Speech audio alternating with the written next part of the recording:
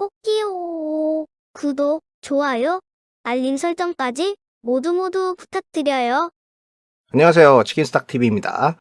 영화 아이언맨을 보면 주인공이 가슴에 이런 아크 리액터를 달고 나오는데 거기에 들어가던 금속이 있습니다. 그 금속이 이제 실존하는데요. 거기와 관련된 투자 이야기를 해보겠습니다.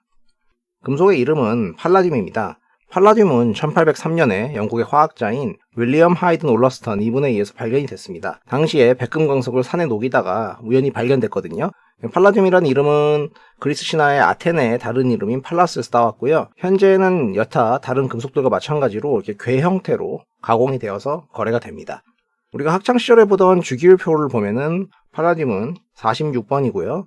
줄여서 PD, 요 부근에 은, 금, 백금 같이 보면 기분 좋아지는 귀금속들이 보이는데 팔라듐도 같이 광택을 띠는 금속입니다.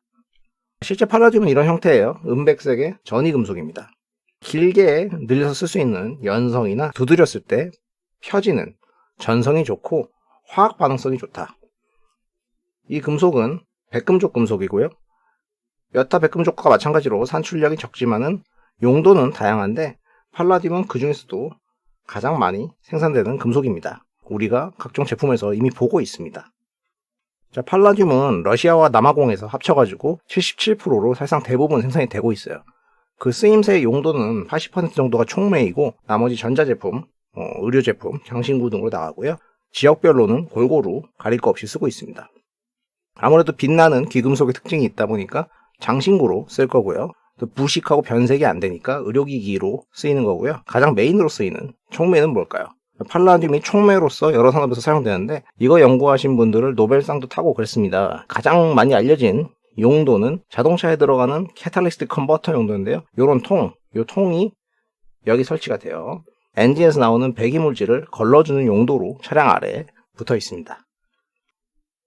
자, 엔진에서 나오는 탄화수소나 일산화탄소 같은 유해가스를 이 통을 걸쳐서 딱 가면은 이 부분에 백금이나 팔라듐을 발라주는 거예요. 여기 달라붙어서 반응을 하게 되고 결과적으로 물과 이산화탄소, 질소같이 유해하지 않은 것으로 걸러져서 나오게 되는 거죠.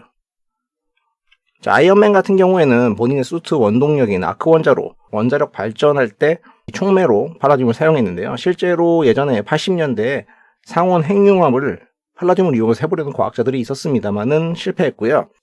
원자력 발전에는 적합하지는 않다고 하네요. 영화에서 팔라듐을 이렇게 가지고 다니면서 수시로 넣어가지고 쓰는데 망가지면 버리고 이런 식으로 썼습니다. 팔라듐은 대체 불가능하다고 하는데 나중에는 자기가 알아서 원소를 만들어 쓰는데 실제 현실에서의 팔라듐은 거의 대체가 어렵습니다. 일단 팔라듐의 생산 자체가 어렵습니다. 이게 부산물 형태로 뽑아내야 돼서 그런 부분이 있죠. 글로벌하게 팔라듐 재고는 꾸준히 감소를 하고 있어요. 늘리려고는 하지만은 수요를 따라잡지 못하고 있고 계속 쇼티지 상황이라고 보시면 됩니다. 그러다 보니까 실제 사용할 때는 쓴 제품을 회수해가지고 거기서 재활용을 했었습니다.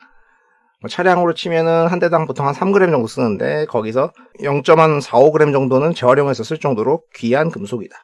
또한 다른 용도로 계속 유망할 것으로 이야기가 되고 있죠. 혹시 테슬라의 팔라듐 프로젝트라고 들어보셨나요?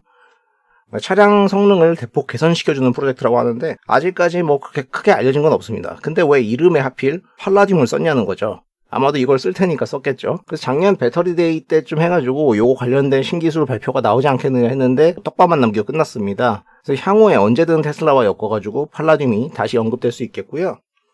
자, 전기차와 동시에 연구되고 있는 수소 이쪽이 개발되면서도 뜰 수밖에 없다는 거죠. 자, 팔라듐은 다른 금속들에 비해서 활성화 에너지가 낮기 때문에 상온 상압 조건에서도 수소를 잘 흡수할 수 있고요. 배출할 수도 있습니다. 무게에 900배까지 수소를 흡수할 수 있고 흡수해도 부피 변화가 10%에 불과하기 때문에 저장 용도로서 되게 뛰어난 기능을 발휘한다는 거죠. 그뿐만 아니라 다른 기체들은 팔라듐의 방막을 통과할 수도 없고 저장하는 용도 말고도 고순도의 수소를 뽑아내는 용도로도 사용이 되기 때문에 여러모로 귀한 금속입니다. 자, 그러다 보니 글로벌 유동성의 끝단에 있는 일종의 유동성의 척도로 사용이 되었어요. 토템이죠. 실제로 S&P 500과 팔라듐을 같이 그려보면은 거의 비슷하게 움직이는 걸 알 수 있습니다. 코스피도 마찬가지였고요. 그래서 이걸 알고 계신 분들은 팔라듐이 꺾이기 전에는 증시가 꺾이지 않는다는 말을 하거든요. 일부 투자자들한테는 18년, 19년도에 코스피를 투자해야 된다는 논리로 사용되기도 했습니다. 코스피가 이때 혼자 못 따라가고 있었거든요. 시간이 좀 더 걸렸고 다른 이유도 있었겠지만은 결과적으로 코스피가 같이 따라 올라갔죠. 그런데 최근에 특이 현상이 발견이 됩니다. 바로 이 유동성의 척도였던 팔라듐이 반응하지 않고 있다는 거예요.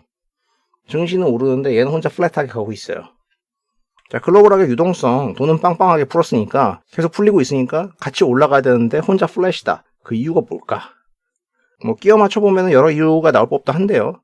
반도체 때문에 차량을 제조하지 못하니까 차량에 들어가는 팔라듐이 안 써서, 혹은 앞으로 전기차만 쓸 거라서. 근데 이 촉매 역할은 어디서든 할 수 있는 거거든요. 현재 언급되는 ESG 같은 게 앞으로도 계속 이슈가 될 텐데, 특히나 환경과 관련된 배터리든 수소든 아니면 단순히 굴뚝 산업에서 부가적으로 채택이 되든 다 연결되는 거라서 팔라듐이 안 쓸 리는 없다고 보고 있거든요. 그러면은 투자 기회가 될 수 있지 않을까 생각이 드는데요. 직접적으로 팔라듐 관련해서 투자 의사결정을 해볼 수가 있습니다. KB에서 나온 ETF가 있어요. 무려 팔라듐 인버스도 있거든요. 팔라듐이 결국 오를 수밖에 없다. 요 간격을 좁힐 것이다. 라고 생각하면 사볼 수 있을 겁니다. 자, 팔라듐 이야기를 하다 보면은 필연적으로 나오게 되는 다른 금속, 백금 이야기도 해보겠습니다. 팔라듐이 백금족 원소다 보니까 뭔가 비슷한 부분이 있겠죠. 백금 같은 경우에는 남아공에서 75% 대부분 생산이 되고요. 그 용도는 팔라듐하고 비슷하다. 근데 조금 더 장신구 쪽으로 쓰입니다. 촉매 저감 장치 쪽에서도 백금이 쓰이기 때문에 비슷하다고는 보고 있습니다. 그나마 백금이 팔라듐의 유일한 대체제라고 하죠. 자, 글로벌하게 여러 금속들을 보면은 대부분 엇비슷하게 움직이는데 백금이 지난 몇 년 동안 미동도 하지 않고 있어요. 얘는 혼자 왕따예요. 오른 게 없잖아요. 그래서 투자 대상으로 팔라듐보다 팔라듐의 대체제라고 볼 수 있는 백금을 보시는 분들도 있습니다. 18년부터 이런 분들이 계속 계셨는데 이 격차가 왜 벌어지는지에 대해 설명을 많이 노력했는데 결국에는 그분들 다 집에 가셨고 시장의 주목을 잃었었죠. 최근에 원자재가 많이 오르니까 비로소 좀 같이 올라오는 모습이 이렇게 보이긴 하거든요. 백금론자들에 따르면은 미래가 짱짱하다는 거예요. 여기도 공급 부족이 심각한데 바이든의 주 정책인 그린 에너지, 요게 뜨면은 백금이 쓸 수밖에 없다. 용도는 이제 수소 분해에 관련된 촉매, 그리고 배기가스 저감 장치죠. 백금 같은 경우에는 국내에 투자할 수 있는 ETF가 없기 때문에 내가 백금 투자에 좀 관심이 생겼다, 해보고 싶다 하시면은 미국에서 PPLT, PLTM, PGM과 같은 백금 ETF를 투자할 수는 있겠습니다. 자, 이렇게 해서 글로벌 유동성의 척도이자 몸값 높은 금속 팔라듐과 그 대체 성격이 있는 백금까지 간략한 내용과 투자 아이디어 관점을 살펴봤는데요. 이런 종류의 귀금속류가 이야기도 그렇고 보면 볼수록 약간 사람을 혹하게 하는 부분이 있는 것 같습니다. 여러분도 좀 더 살펴보시고 투자에 활용이 되셨으면 좋겠습니다. 영상이 도움이 되셨다면 구독과 좋아요를 부탁드립니다. 시청해주셔서 감사합니다.